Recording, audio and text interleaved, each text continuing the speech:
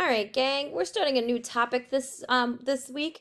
So our topic is going to now be topic 2, human uses of energy, and that can be found in our science book on page 50.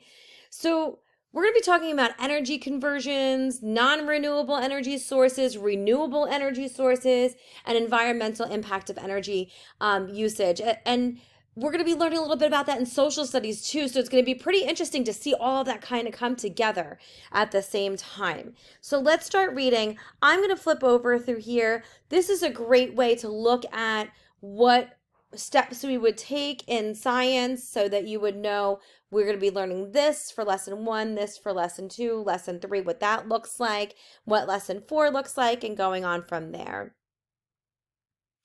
So using text features, just so we can see this on page 55, text features help organize the information given to you in a text. They help you better understand the text features. They help you better understand the text overall meanings. Some common features are images, such as this picture of wind turbines. Captions, and remember, captions are the wording that's underneath a picture, like we learned when we were doing those articles. Headings help us remember what is that entire section going to be about.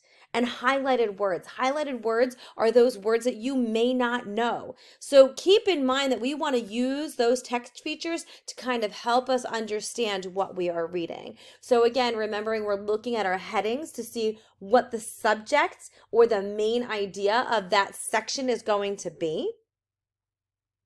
Using those captions to further explain what those pictures are and what they mean to us as a reader.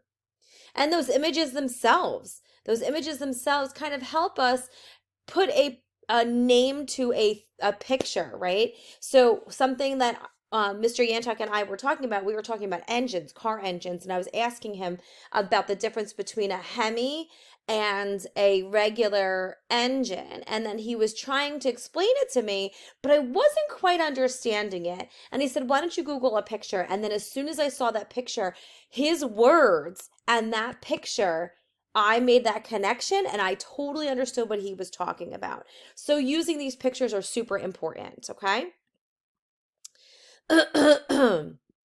All right, so let's go on to page 58. Using energy. People use a lot of energy to heat and light buildings and to power tools and other electric devices. A device, again, a highlighted word, that might be a word that you don't know or that's an important word to this entire lesson, is something made for a particular purpose. All devices that plug into wall outlets need electrical energy. That electricity and electrical energy is produced by changing some other form of energy. Some of this energy comes from burning fuel. A fuel is a material that releases energy as heat when it's burned. Common fuels include coal, natural gases, petroleum, and wood. The process of burning a fuel to produce heat and light is called combustion.